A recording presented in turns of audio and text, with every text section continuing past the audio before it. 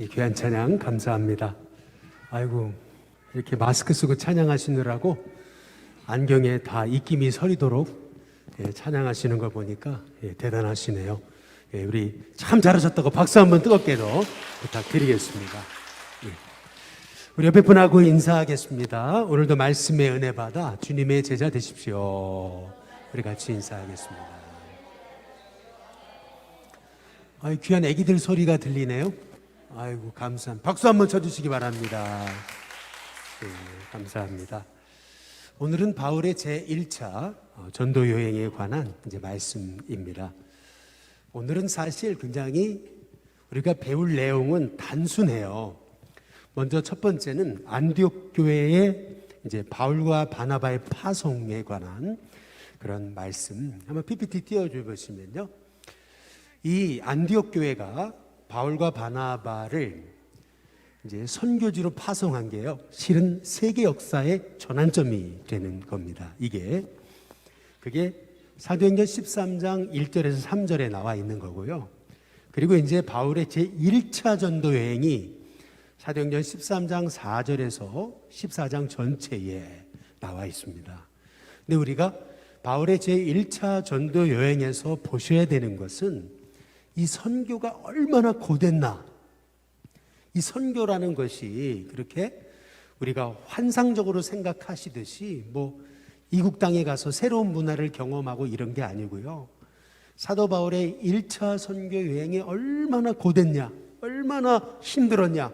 우리가 이거를 보면서 보시면은 바울이라는 사람이 얼마나 복음에 헌신적이었나, 생명 걸었나 라고 하는 것을 이제 여러분이 보시게 될 겁니다. 그리고 이제 1차 선교여행을 마치고 이 바울과 바나바가 수리아에 있는 안디옥에 있을 때, 그때 유대로부터 내려온 어떤 사람들이 오직 믿음으로 구원받는 이 구원의 진리에 대해서 반기를 들은 그러한 내용에서 시작해가지고, 그래서 예루살렘 공의회가 열려져요. 이게 사도행전 15장 1절에서 35절에 나와 있습니다. 이 예루살렘 공의회가 이게 기독교 역사를 바꾼 위대한 공의회예요.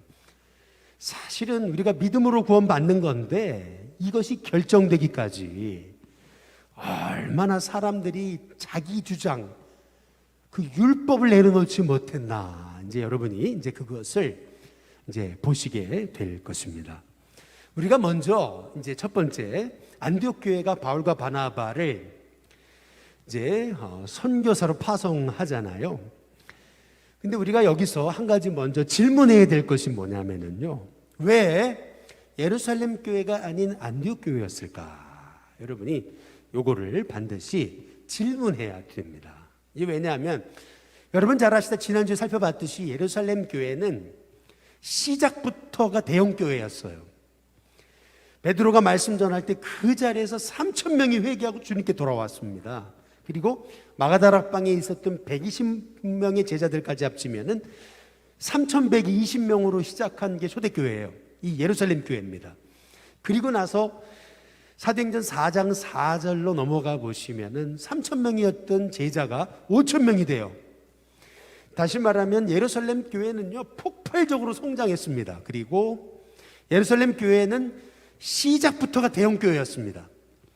근데 그럼에도 불구하고 이 예루살렘 교회가 세계로 선교사를 파송하는 교회가 되지 못해요. 다시 한번 PPT를 보여주시면요.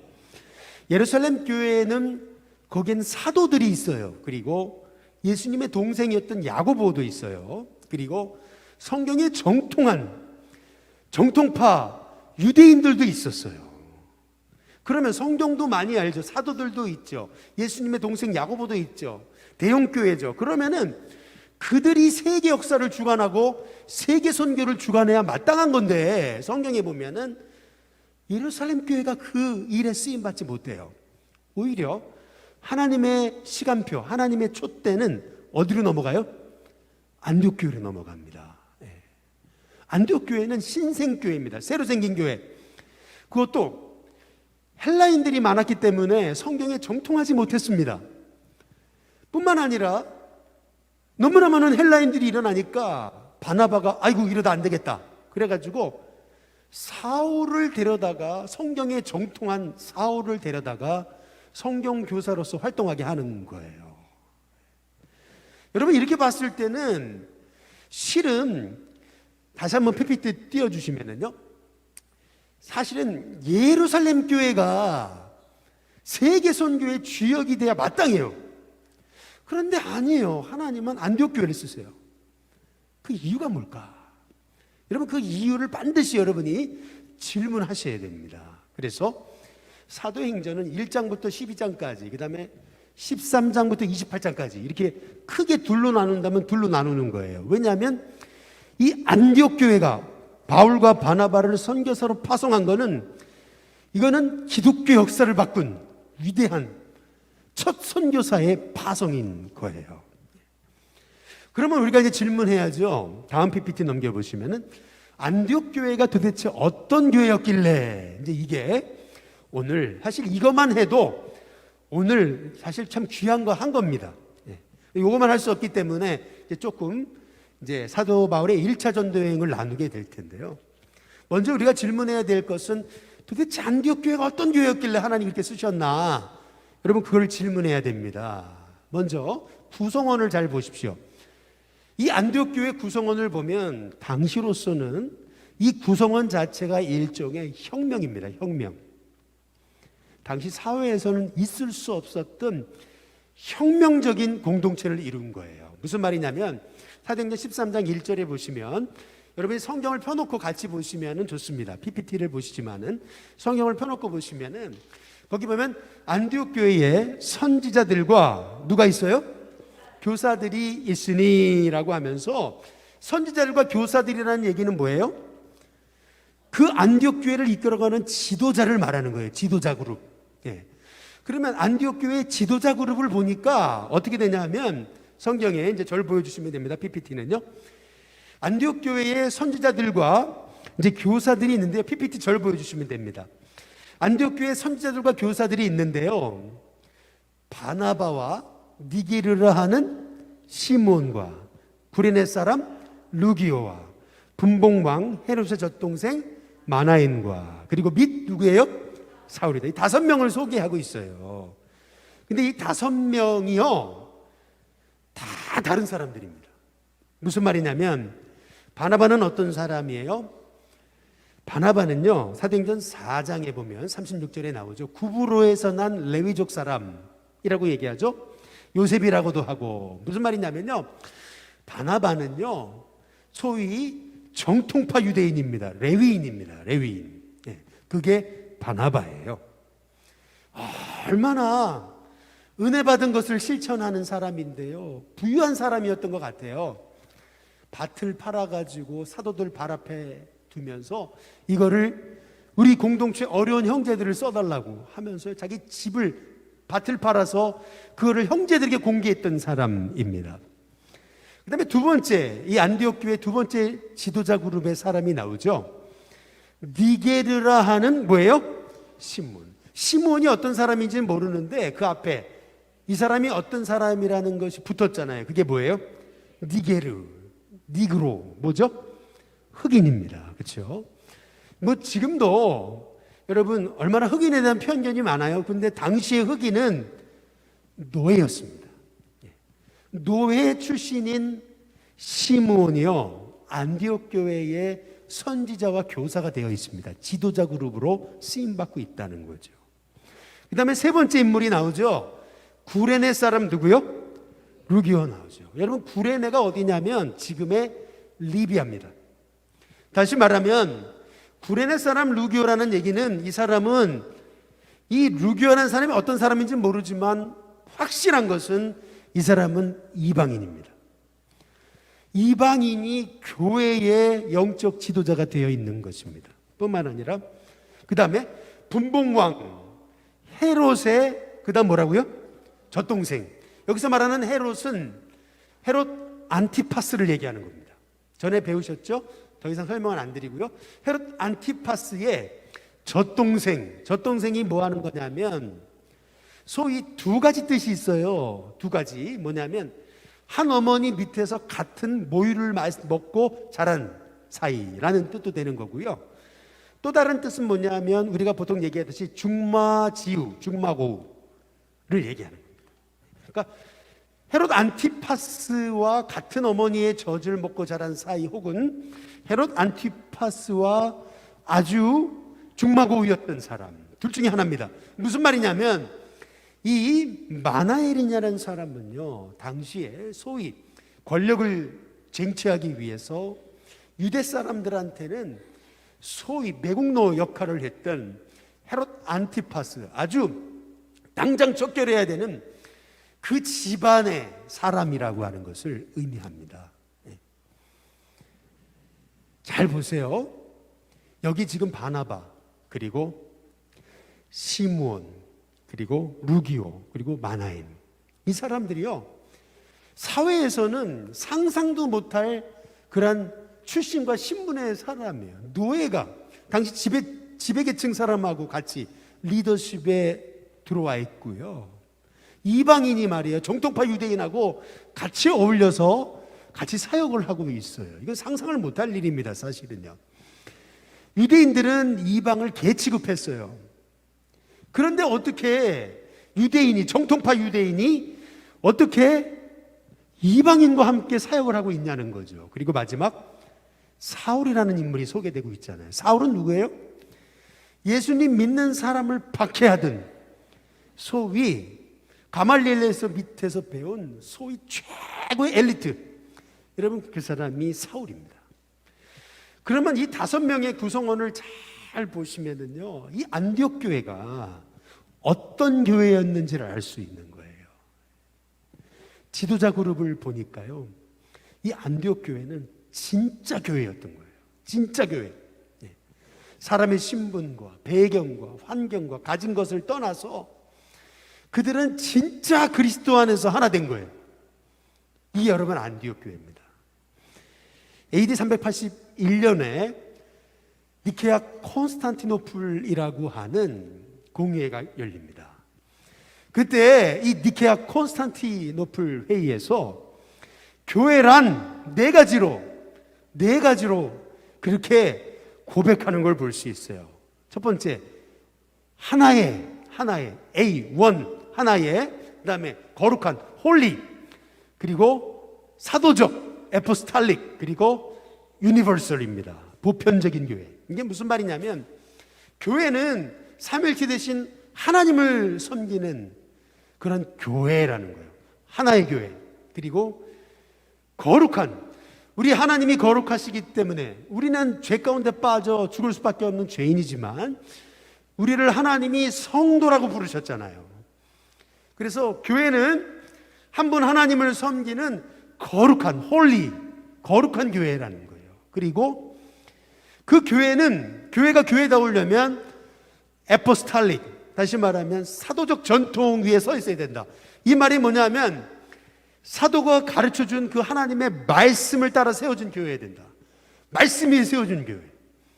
그렇다면 그 말씀 위에 세워진 교회가 뭐냐 했을 때 그것이 보편적인 A, Holy, Apostolic, Universal입니다. Universal이라는 말은 보편적인. 이게 무슨 말이냐면 노예도, 종도, 이방인도, 야만인도, 헬라인도, 유대인도 할 것 없이 다 서로 하나의 공동체를 이룬 그러한 진짜 교회, 보편적인 교회. 누구 나와라 하셨던, 목마른 자 누구 나와라 하셨던 그 주님의 말씀대로 사람을 차별하지 않고, 그리고 신분과 계층과 가진 것과 배경에 상관없이 진짜 그리스도 안에서 하나 된 교회.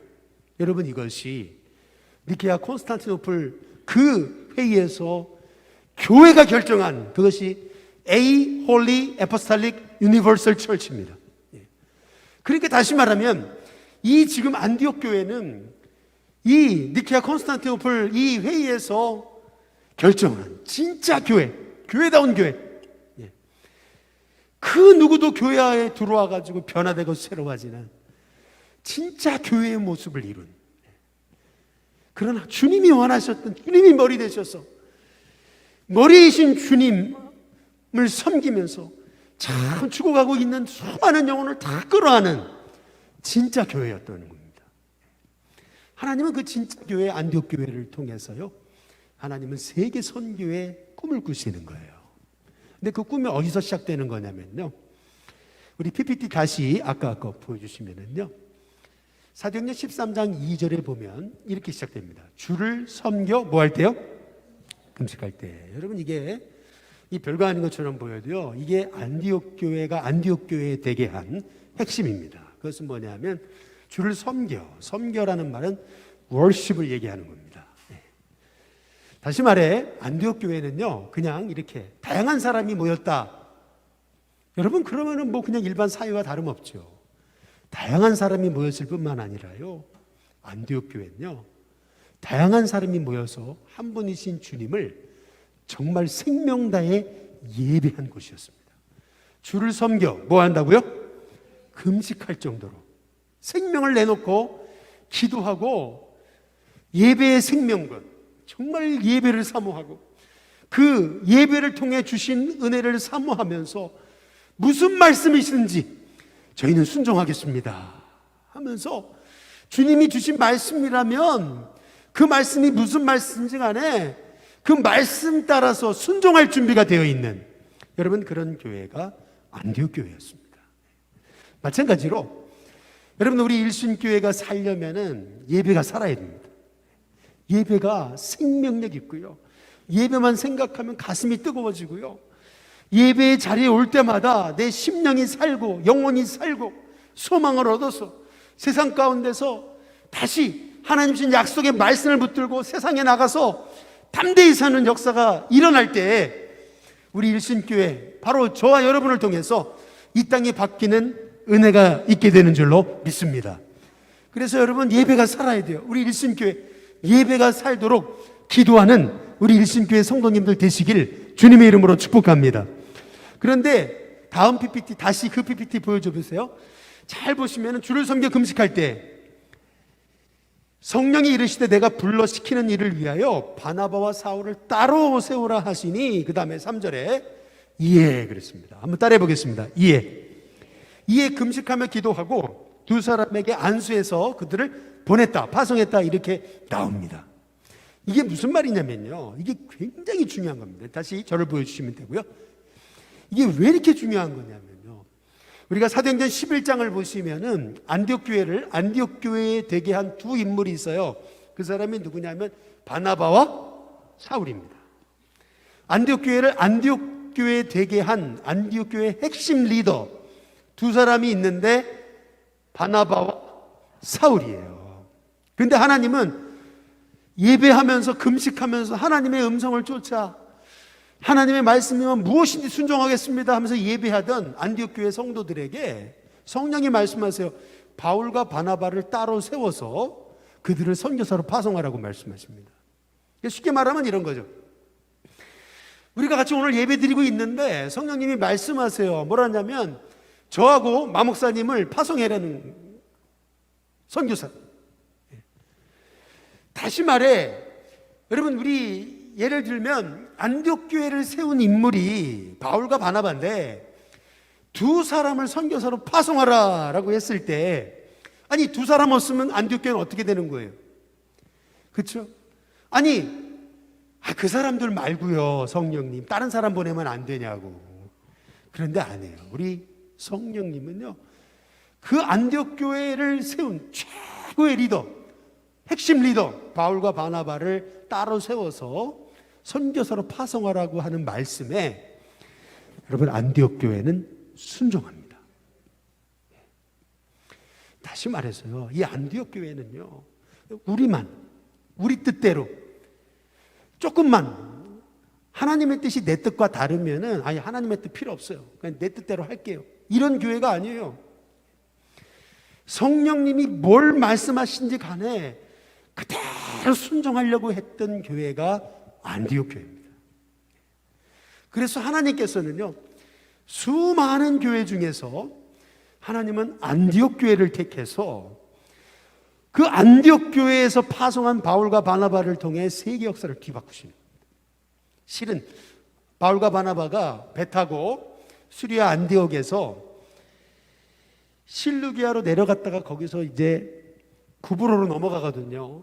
이 두 명을 태운 이 보이지 않는 이 배는요, 이 정말 초라했던 배는요, 실은 세계 역사를 뒤바꾸는 하나님의 위대한 첫 발걸음이었습니다.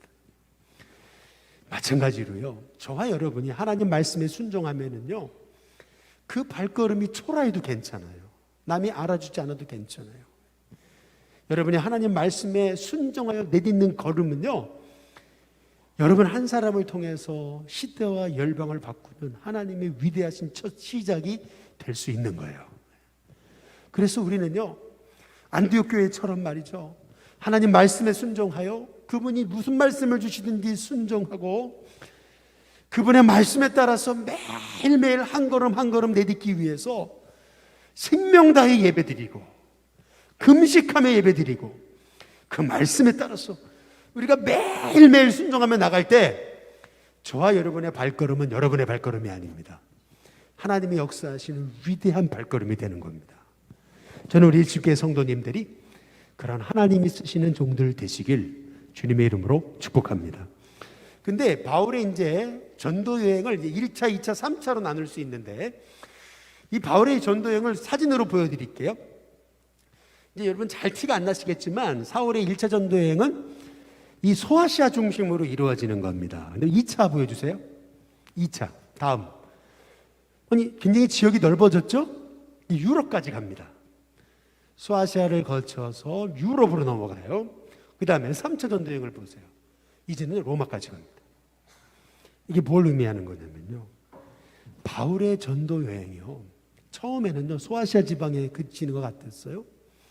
그러나 복음을 향한 바울의 열정은 정말 unstoppable입니다. 아무리 마귀가 역사해도요, 그 바울의 발걸음을 막을 자가 없었어요. 1차 선교행을 마치고요, 돌에 맞아 죽을 뻔했는데도 다시 이렇게 세워주셔가지고 2차 전도여행을 나가죠.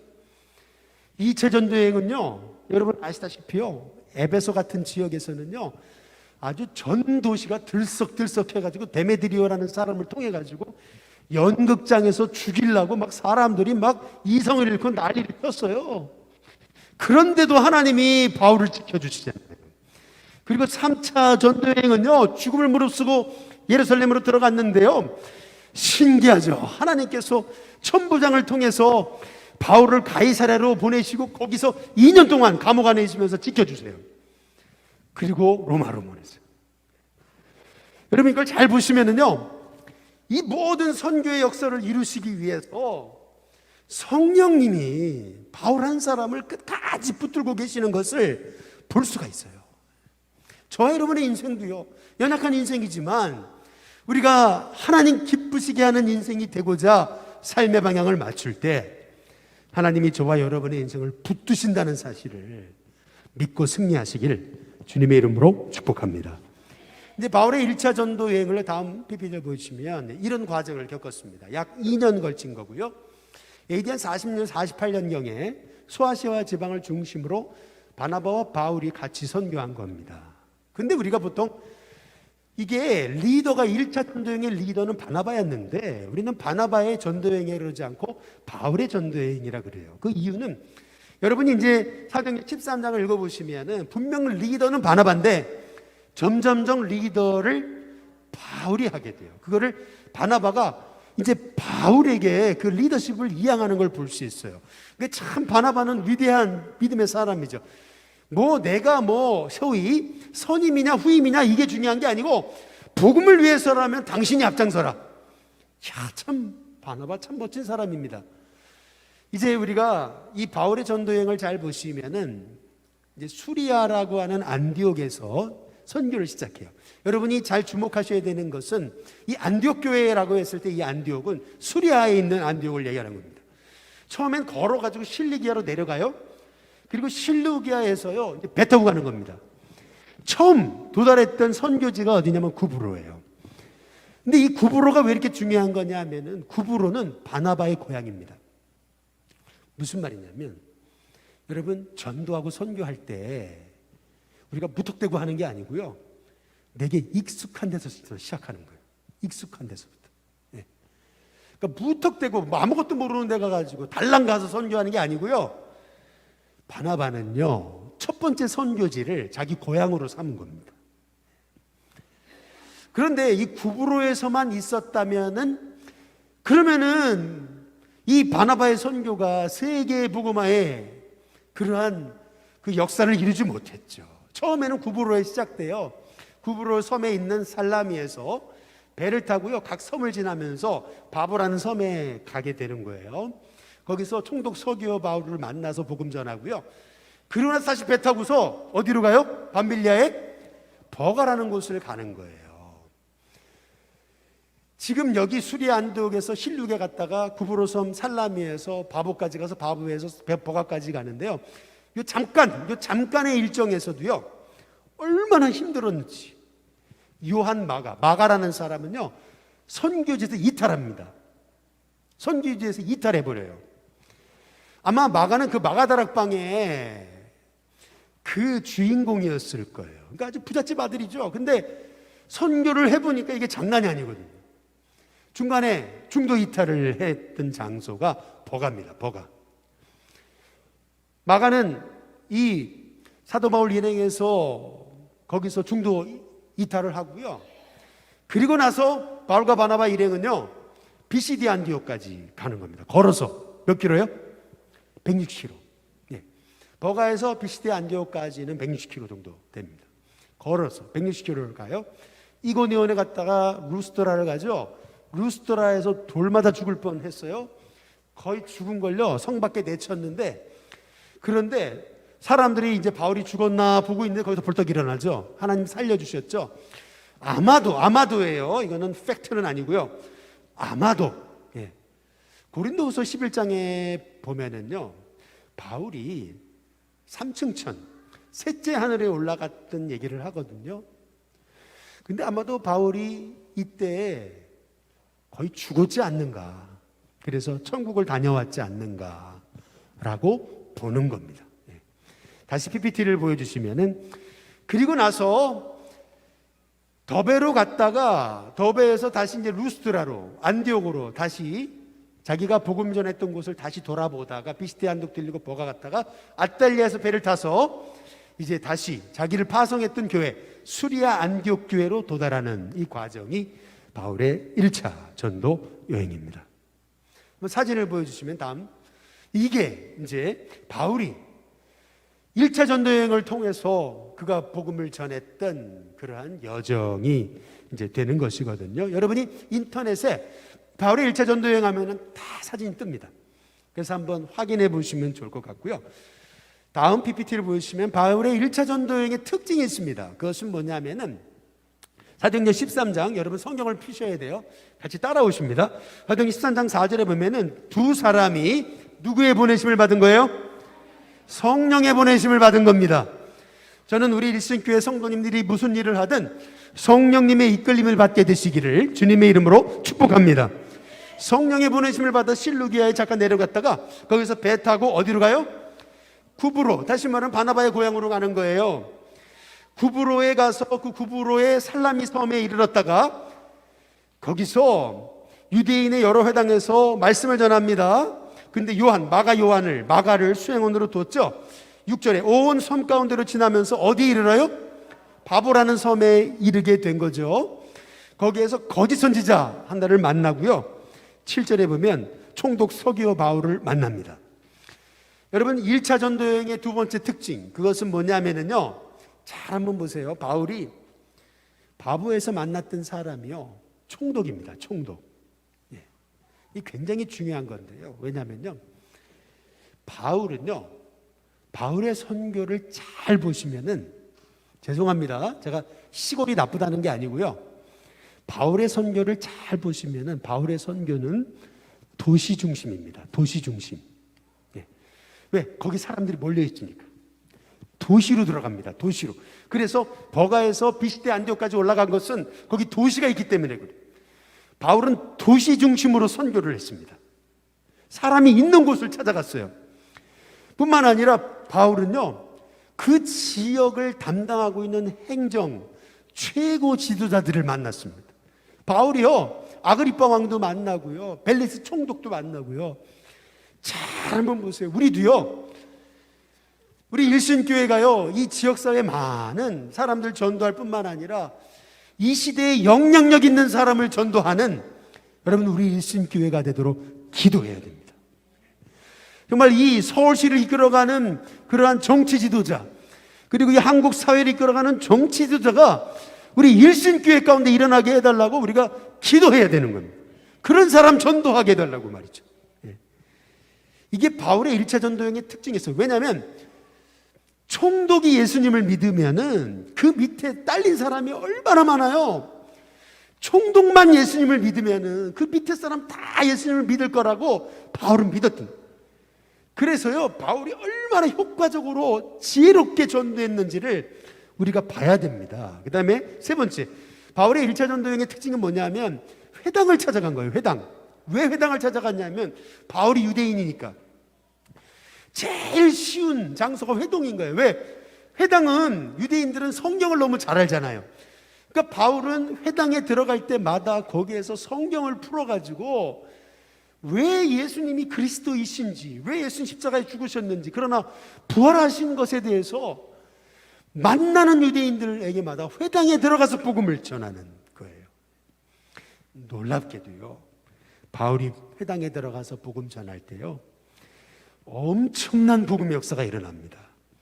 여러분 성경 한번 피셨으니까 사도행전 13장에 4절에 보면은요, 44절 죄송합니다. 사도행전 13장 44절에 보면은요, 어떤 일이 일어났냐면은요, 거기 잘 보세요. 그 다음 안식일에는 그 다음 뭐라 그래요? 온 시민이 거의 다 하나님의 말씀을 듣고자 하여 모이니 그랬습니다. 온 시민이 그 다음 뭐예요? 거의 다 하죠. 그 지역의 시민들이 거의 다 바울의 말씀을 듣고자 모였다는 거예요. 얼마나 대단합니까? 도시 중심으로 들어가는 데마다 회당 중심으로 복음을 전하는데 그 말씀에 은혜 받은 사람들이 너도 나도 바울의 말을 들어보자 해가지고 그 시의 사람들이 거의 다 몰려들었는데 문제가 있죠. 그게 뭐예요? 45절에 보니까 유대인들이 그 무리를 보고 어떻게 됐어요? 시기가 가득해요. 바울이 말한 것을 반박하고 비방합니다. 항상 여러분 바울의 1차 전도 여행에서 우리가 주목해 볼 것은 항상 복음을 방해하는 세력이 있다는 겁니다. 바보에서는 바예수라고 하는 박수 엘루마, 그리고 가는 곳마다 유대인들이 방해합니다. 계속 핍박을 주고요, 사람을 선동해 가지고 바울을 죽이려고 그래요. 여러분 이게 바울의 1차 전도 여행에 있었던 일들이에요. 여러분 복음 전하고 주님의 뜻대로 살아가는데 어려움이 있어요? 낙심하지 않기를 주님의 이름으로 축복합니다. 복음은요, 핍박 가운데 핀 정말 생명의 꽃과도 같아요. 온실 속에 피어진 꽃이 아니에요. 복음은요, 광야 한복판에서 핀 그런 생명력 있는 꽃과 같아요.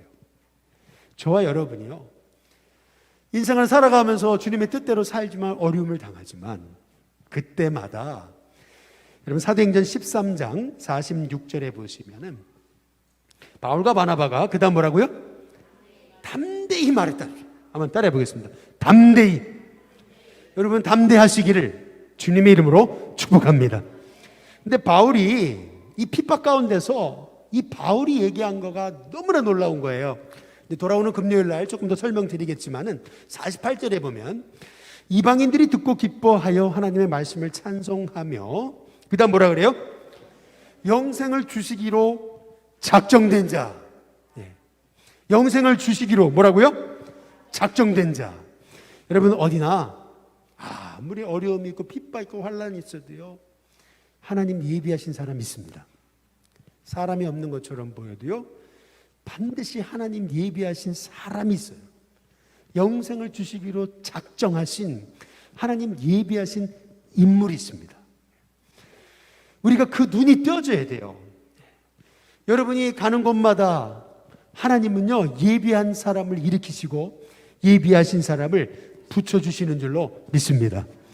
바울이요, 얼마나 핍박이 많았는지요, 결국에는 그 지역에서 쫓겨나죠. 그런데 사도행전 13장 2절에 보시면은 뭐라고 얘기하냐면, 뭐라고 얘기하죠? 제자들은 기쁨과 성령이 뭐라고요? 충만해. 예. 여기서 우리가 주목할 수 있는 게 있어요. 바울은요, 사명이니까 전도한 게 아니에요. 이걸 잘 보셔야 돼요. 지난 금요일도 잠깐 말씀드렸다시피 바울이 이렇게 생명 걸고 전도한 이유는요, 너무 기뻐서 그런 거예요. 복음 전하는 게 기쁘고요, 주님 뜻대로 사는 게 너무 기쁜 거예요. 사실요, 좋아서 하는 사람은 못 말리는 거예요. 좋아서 하는 사람들은요, 어떤 일이든 진보가 있어요. 사람이요, 억지로 하면 사실은 병나요. 그런데요, 무슨 일이든지 기쁨으로 말해요. 기쁨으로 하니까. 가서 핍박당하고 돌 맞고 어려움 당해도 기쁨이 충만하잖아요. 여러분, 저와 여러분에게 하나님이 주신 이 기쁨이 충만하시기를 주님의 이름으로 축복합니다. 그래서 이제 이 사도 바울의 1차 전도행이 있었던 이 패턴, 이 특징을 보시고 14장을 이제 PPT는 이제 성경 구절로 나갑니다. 이제 성경을 펴보세요. 이제 이 패턴을 그대로 따릅니다. 사도행전 14장 1절로 3절에 보면, 이에 이고니온에서 두 사도가 함께 유대인의 어디에 들어가요?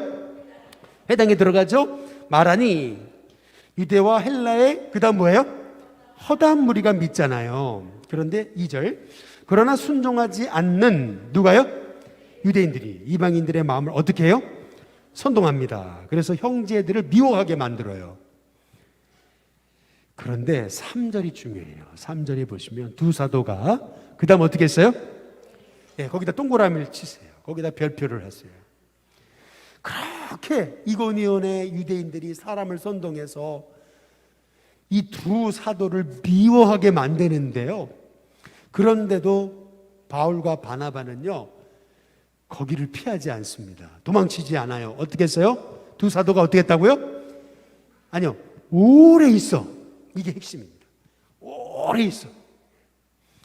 여러분, 어떤 사역이든요, 짧게 잠깐 있다 가면요, 역사 안 일어납니다.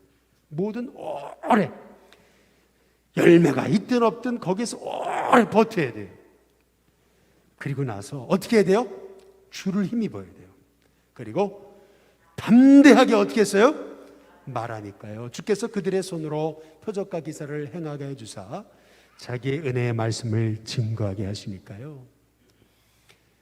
그 땅에서도요, 바울을 따르는 자, 그리고 유대인을 따르는 자, 이제 갈려지게 되는 겁니다. 그래서요, 이방인과 유대인과 그 관리들이 두 사도를 모욕하면서 돌로 치려고 막 달려들거든요. 그래서 바울이 어디로 가냐면은 루스드라로 가는 겁니다. 그래서 선교의 발걸음을 어디로 간다고요? 루스드라로 가요. 루스드라. 그런데 이제 사도행전 14장 8절부터 보시면은 루스드라의 특징은 뭐냐면, 루스드라는 회당이 없어요. 회당에서 복음 전하지 않아요. 이 얘기는 뭐냐면, 루스드라는 유대인들이 별로 없었던 곳이라는 겁니다. 다 이방인들만 있었던 곳이라는 겁니다. 그래서 바울이 루스드라에서 했던 선교는 좀 달라요. 잘 보시면은 발을 쓰지 못하는 한 사람이 앉아 있는데 나면서 걷지 못하여 걸어본 적이 없는 사람이에요. 근데 이 사람이 바울이 말하는 걸 듣는데요, 바울을 주목하면서 얼마나 사모하면서 말씀을 듣든지요, 바울이요, 큰 소리로 내 발로 바로 한번 따라해 보겠습니다. 일어서라. 이 한 번도 걸어보지 못한 사람에게 일어서라 그러니까 그 사람이 벌떡 일어나는 거예요. 그러니까 이 루스드라 사람들이요, 바울이, 바나바가 제우스 신인 줄 알고 헤르메스인 줄 알고요, 그래가지고 막 예배를, 제사를 드리려고요, 막 난리를 치는데요, 바울이요, 아마 그 루가오니아 방언을 못 알아들었던 것 같아요. 이 사람들이 막 뛰어가지고 막 좋아하면서 막, 야, 신들이 하늘에서 내려왔다 그래가지고 막 제사를 드리려고 그러는데 이게 뭔가 무슨 말인지 못 알아들을 것 같아요, 처음에는요. 근데 나중에 보니까요, 어떻게 하냐면요, 이 사람들이요, 여기 13절에 보세요. 13절에 보면 시외 제우스 신당의 제사장들이 소와 화환대를 가지고 대문 앞에 와서 무리와 함께 바울과 바나바를 어떻게 해요? 제사하려고 하니까 이제 바울이 뜯어 말리는 거예요. 그러면서 바울이 했던 말이 뭐냐면요, 16절입니다. 14장 16절. 굉장히 중요한 거죠. 다음 PPT를 보여주시면은 14장 16절에 보면 하나님이 지나간 세대에는 모든 민족으로 자기의 길을 가게, 그 다음 뭐라고요? 이 방임하셨다는 말이 거기다 밑줄을 그으세요. 이 방임하셨다는 말에 내버려 주셨다는 얘기가 아니고요, 하나님이 오래 참으셨다는 뜻이에요. 이방인 지역에 가서 우상을 숭배하던 사람들한테 바울은 성경 얘기할 수가 없잖아요. 그들은 성경을 잘 모르니까. 그래서 바울이 시작했던 건 뭐냐면요, 그들이 가지고 있는 그 우상 숭배에서 시작해가지고 17절에 보면은 하나님이 지나간 세대에는 모든 민족으로 자기들 길을 가게 오래 참으셨지만 그러나 자기를 증언하지 않으신 것은 아니라는 거예요. 잘 한번 생각해 보라는 거죠.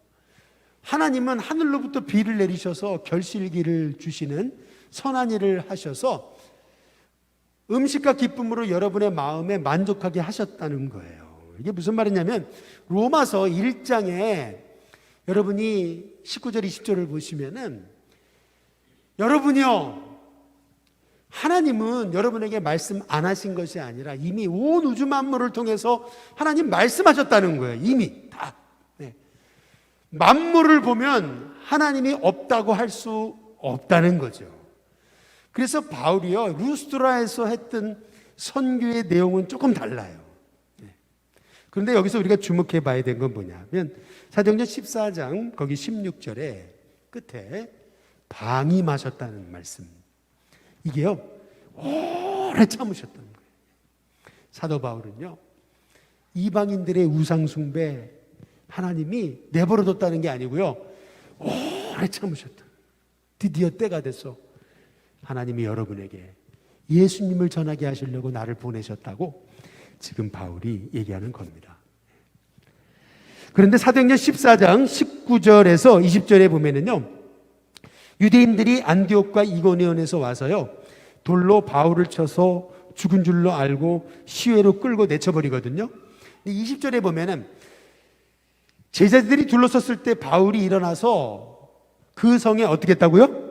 들어갔다가. 이게 무슨 말이냐면 자기를 죽이려고 아유 혈안이 되어 있는 사람들이 있는 그 성에 돌 맞아 거의 죽을 뻔한 바울이요 다시 또 들어가요. 이 대단한 거예요, 이게요. 저 같으면 한 번 돌 맞은 데는 안 갈 것 같아요. 근데 바울은 돌 맞고도요 다시 들어가요. 그리고요 바울이요 사도행전 14장 22절을 보면은요, 바울이 1차 선교 여행 때 예수님을 믿은 제자들에게 했던 말, 여러분 이게 굉장히 중요한 겁니다. 다 함께 같이 한번 읽어보겠습니다. 같이 읽습니다. 시작. 제자들의 마음을 굳게 하여 이 믿음에 뭐라고요? 머물러 있으라 권하고, 또 우리가 하나님의 나라에 들어가려면 그 다음 뭐예요? 많은 환난도 겪어야 할 것이라. 이게 왜 이렇게 중요한 거냐면요, 예수님 말씀하셨잖아요. 너희가 세상에서는 환난을 당하나 담대하라. 내가 세상을 뭐라고요? 이겼노라. 여러분 복음은요 만사형통을 얘기하지 않습니다. 복음은요 고난을 얘기해요. 너희가 세상에서 환난을 당할 것이라는 거예요. 그러나 우리 주님이 주시는 말씀은 담대하라는 거죠. 담대하라. 너희가 하나님 나라에 들어가려면 많은 환난도 겪어야 된다. 우리는 믿음 생활하면서 조금만 어려움이 오면은 다 낙심하고 넘어지잖아요. 하나님 왜 주님 잘 믿는데 이런 어려움을 주시냐고. 그런데 바울의 1차 전도여행을 보면은요, 돌 맞아 죽을 뻔했으면서도 또 일어나고 또 그 성에 들어가고 또 믿은 제자들한테요 마음을 굳게 하면서 얘기합니다. 이 믿음에 머물러 있어야 된다. 우리가 하나님 나라에 들어가려면 많은 환난도 겪어야 된다. 이렇게 얘기합니다. 우리 같으면요, 예수님 믿으면 복받아. 예수님 믿으면 잘 돼. 성공해. 예수님 믿으면은 니들의 인생 무조건 풀려, 이렇게 얘기했을 것 같은데 바울은 아니에요. 거꾸로 해요. 우리가 하나님 나라에 들어가려면 많은 환난도 겪어야 된다. 참 놀랍죠. 여러분, 바울의 1차 전도 여행을 통해서 우리는 진짜 믿음이 뭔지 보게 돼요. 바울이 전했던 복음이 뭔지. 생각건대 현재의 고난은 장차 우리에게 나타날 영광과 비교할 수 없다 고백하면서요, 초기 그리스도인들은요 고난에도 불구하고 하나님 말씀을 전한 거예요. 핍박이 오고 죽임당하고 돌 맞아도요 믿음 잃지 않은 거예요. 여러분, 그게 진짜 신앙입니다. 저는 우리 신교회 성도님들이요 조금 어려움 온다고 하나님 믿었더니 이게 뭡니까? 이게 아니고요, 어려움이 와도요 하나님 나라에 들어가려면 환난도 겪어야 된다. 여러분, 이 고백을 가지고 승리하는 우리 일신교회 성도님들 되시기를 바랍니다. 이 바울의 이 1차 전도 여행에서 우리가 한 가지 꼭 주목할 것이 하나 있는데, 그게 뭐냐면요, 사도행전 14장 23절에 보면 이거예요. 각 교회, 바울이 세운 교회에서 각 교회, 모든 교회마다 누구를 택했다고요? 장로님들을 택해서 금식기도 하고 그들이 믿는 주께 그들을 어떻게 했다고요? 위탁했어요. 다 맡겼어요. 이게 왜 이렇게 중요한 거냐면요, 바울이 1차 선교여행 마쳤잖아요. 그리고 가버리면은 그 교회를 이끌어갈 사람이 없잖아요. 그래서 바울은 가는 곳마다 헌신적인 사람, 지도자들을 세워가지고 그 교회를 맡겼던 거예요. 무슨 말이냐면요, 교회가 바로 서려면은요 그렇게 고난에도 불구하고 고난을 딛고 일어서 가지고 교회를 생명처럼 지켜가는 그러한 영적 지도자, 이거요 선택이 아니에요. 이건 필수예요. 마찬가지로 우리 일신교회도요 정말 이런 주님의 종들이 일어나는 일신교회 될 수 있기를 주님의 이름으로 축복합니다. 그리고 드디어 이제 사도행전 14장 26절에 보시면은 드디어 사도 바울이 다음 PPT입니다. 드디어 배 타고 안디옥에 이르러요 자기를 파송했던 수리 안디옥에 온 겁니다. 그리고 어떻게 했어요? 27절, 교회를 어떻게 했다고요? 모았어요. 그리고 그동안 있었던 선교 보고를 한 겁니다. 선교는 반드시 보고해야 됩니다. 그리고 어떻게 했어요? 제자들과 함께 그 다음 어떻게 했다고요? 아니, 이게 뭐가 중요한데 그냥 보고하고 끝났다 이렇게 하면 될 거를 제자들과 함께 오래 있는 게 뭐가 중요한가, 이렇게 여러분 반드시 의미를 갖고 생각해 보셔야 돼요. 이게 뭐냐면요, 사도 바울이 1차 선교여행을 마치고 돌아와서요 바로 2차 선교여행을 간 게 아니고요, 1차 선교여행을 마치고요 그동안 힘들었던 몸과 마음을 추스렸다는 거예요. 다시 말하면요, 목회자도 선교사도요 영적인 육적인 재충전이 필요하다는 거예요. 반드시 선교지에서 선교한 선교사님들이요 한국에 돌아오시면은 우리 선교사님들 잘 놀고 다니시네 이러면 안 돼요. 선교사님들이 한국에 와서 쉬는 기간, 그거 너무 중요한 거예요. 영적 재충전. 제자들과 함께 오래 거기 있으면서 재충전하고요 다시 나가는 거예요. 그래서요 우리 일신교회는요 이렇게 선교사님들이 오셨을 때 편히 쉬게 해드리고 힘을 얻게 해드리고 다시 영적으로 재충전해서 선교지로 나갈 수 있도록 그렇게 힘을 실어드리는 우리 일신교회 됐으면 좋겠습니다. 이제 마지막으로 사도행전 15장인데요 이제 PPT 됐습니다. 저를 보여주시고요. 사도행전 15장을 보시면은 예루살렘 회의가 있는데 이게 왜 이렇게 중요한 거냐면요 이렇습니다. 사도행전 15장 한번 1절, PPT는 없습니다. 1절에 보시면 어떤 사람들이 그러죠. 어떤 사람, 밑줄 그세요. 어떤 사람들이 어디에서 내려왔어요? 유대에서 내려왔어요. 형제들을 어떻게 했다고요? 가르쳤어요. 그냥 말만 한 게 아니에요. 형제들을 가르치는데 어떻게 했냐면 너희가 모세의 법대로 뭐를 받지 않으며 할례 받지 않으면 능히 구원 못 받는다. 무슨 말이냐면 예수님의 십자가 복음 가지고는 안 된다는 거예요. 예수님도 믿지만 할례도 해야 되고 율법도 지켜야 구원 받는다는 거예요. 그것 때문에 적지 않은 분란이 생긴 거예요. 안디옥 교회에서 바울과 바나바와 안디옥 교회 교인들이 같이 영적 재충전을 하고 있던 그때에 유대로부터 사람들이 안디옥에 내려와 가지고 사람들 형제들을 가르치는데 예수님만 믿으면 구원받아? 아니야. 너 착한 일 해야 돼. 율법 지켜야 돼. 할례도 받아야 돼. 이렇게 된 것입니다. 그래서 2절에 보시면은 바울과 바나바가 그들 사이에 어떻게 됐어요? 적지 않은 다툼과 변론이 일어났어요. 그런데 중요한 게 이것입니다. 이 안디옥 교회에 문제가 생겼을 때, 의견 대립이 생겼을 때, 이 안디옥 교회는 문제를 어떻게 풀었어요? 거기 2절 끝에 부분에 보니까 바울과 바나바와 및 그 중에 몇 사람을 어디로 보내요? 예루살렘에 있는 사도와 장로들에게로 보내기로 작정합니다. 무슨 말이냐면요, 초대교회는 문제가 생겼을 때 그 교회를 이끌어가는 최고 리더에게 모든 결정권을 의탁했다는 거예요. 그래서 바울과 바나바와 유대에서 내려오는 어떤 사람들과 함께 예루살렘에 올라가는 거예요.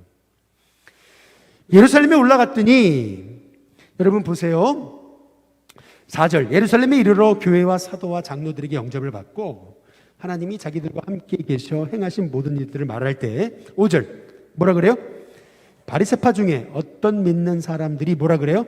일어나 말하되 이방인에게 뭐를 행해요? 할례를 행하고 모세의 율법을 지키라 명하는 것이 뭐라고요? 마땅하다. 예수님의 이름으로만 구원받는 게 아니라고, 모세의 율법도 지키고 할례도 받아야 된다, 이렇게 가르치고 있는 겁니다.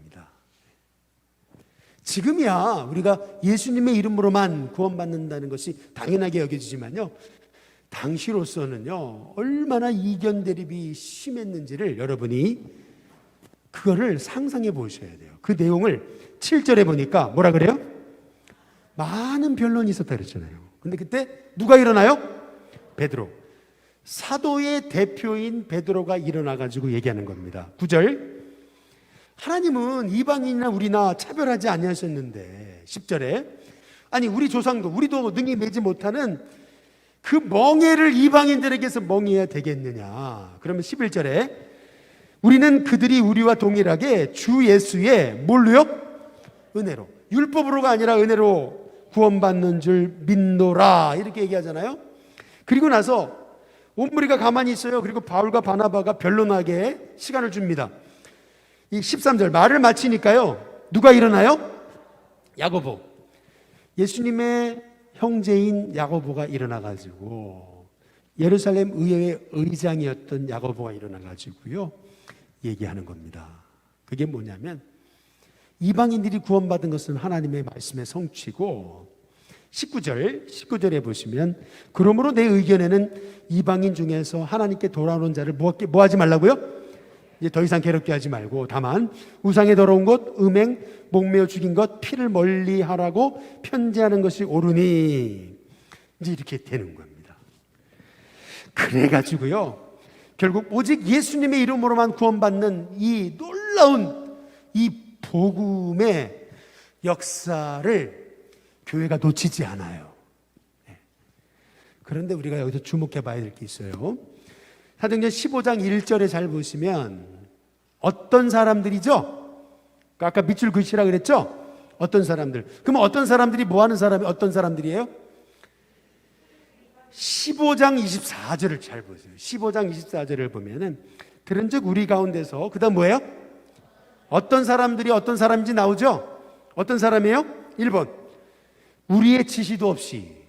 다시 말하면 이 어떤 사람은 사도의 권위를 부정하는 거예요. 그 다음에 두 번째, 나가서 말로 너희를 어떻게 했다고요? 괴롭게 해요. 자꾸 말로 사람들, 형제들을 괴롭게 하는 거예요. 예수님의 이름으로만 구원받냐? 아니야, 율법도 지켜야 돼. 막 괴롭게 하는 거예요. 그러면서 세 번째, 그들이 했던 게 뭐예요? 마음을 어떻게 했다고요? 혼란하게 했던 사람이 그 어떤 사람입니다. 그래서요 이 예루살렘 공의회가요 했던 일, 그것은 뭐냐면요 25절, 사람을 택하여 우리 주 예수 그리스도의 이름을 위하여 뭐요? 생명을 아끼지 아니하는 자인 우리가 사랑하는 누구요? 바울과 바나바와 함께 너희에게 이 사실을 보내기를 어떻게 했어요? 만장일치로 결의합니다. 만장일치로. 예수님의 이름으로만 구원받는 이 비밀을 초대교회가 만장일치로 결의해서 바울과 바나바 그리고 유다 실라를 안디옥 교회에 보내가지고, 그래서 28절에 보면 성령과 우리는, 다시 말하면 이 안디옥 교회, 이 예루살렘 교회의 결정은 사람의 결정이 아니고 누가 결정한 거예요? 성령님이. 성령과 우리는 이 요긴한 것들 외에는 아무 짐도 이방인에게 지우지 않은 것이 옳은 줄로 알았노니라고 얘기하죠. 그래서 이 예루살렘 교회의 모든 결정이 성령님이 하신 것임을 강조하고 있는 것을 볼 수가 있습니다. 좀 장황했죠? 제가 저를 한번 보세요. 여기서 중요한 게 있습니다. 반드시 짚고 넘어가야 되는 게, 이게 여기가 중요한 겁니다. 다 끝났습니다. 예루살렘 공회를 통해서 우리가 예수님의 이름으로만 구원받는다는 이 비밀이 결정되기까지요, 몇 년 걸렸어요? 몇 년 걸렸는지 아십니까? 잘 생각해 보세요. 저 마가다락방에서 제자들이 성령 받거든요. 그때부터 지금 이 예루살렘 공의회가 시작될 때까지 사도행전 14장 1장에서 15장까지 넘어오기까지 몇 년 걸린 줄 아세요? 한번 잘 생각해 보세요. 바울이요, 갈라디아서 2장에 보시면은 이런 얘기를 해요. 14년 만에 라는 얘기를 해요. 무슨 말이냐면요, 바울이 회심하고 나서요, 그리고 나서 바울은요 아라비아 광야에 가가지고 3년간 있다가요 다소에 있어요.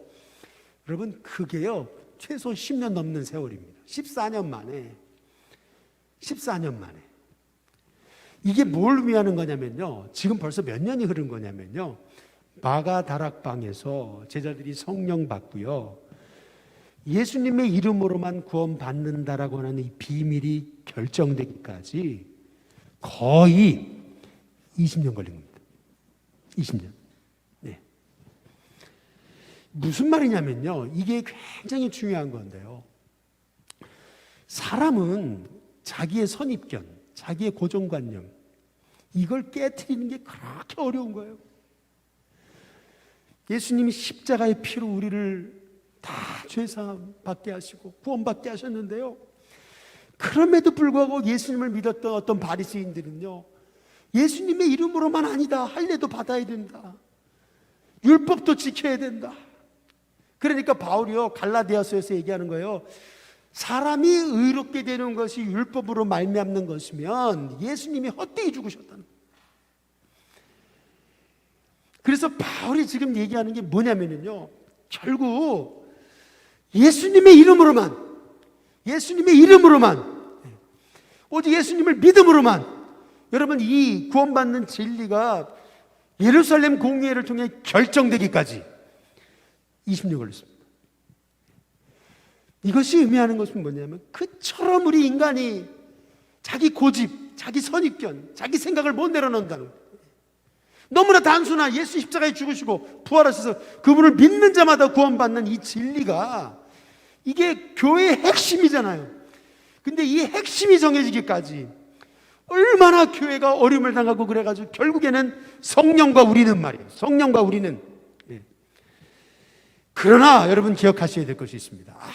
아무리 복음을 혼란하게 하고, 아무리 어떤 사람들이 일어나가지고 사람을 괴롭게 하고, 어떤 사람들이 일어나가지고 마음을 혼란하게 해도요, 생명건 바울과 바나바 같은, 생명건 베드로와 같은 하나님의 종이 있는 한 결국 하나님의 뜻은 섭니다. 하나님의 뜻은 서게 돼 있어요.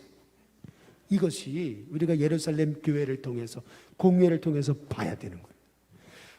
아무리 마귀가 복음을 혼잡하게 하고 율법을 행해야 구원받고 할례를 행해야 구원받고 예수님의 이름으로만 구원받는다는 이 진리에 대해서 아무리 혼잡하게 하려고 해도요, 결국 복음이 승리하는 겁니다.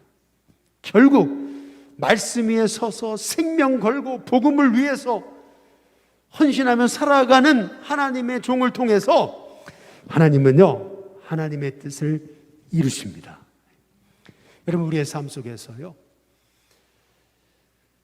우리가 복음 전하는데도 핍박이 오고 또 핍박만 있어요? 아니잖아요. 지금은 교회 내부의 시험이에요.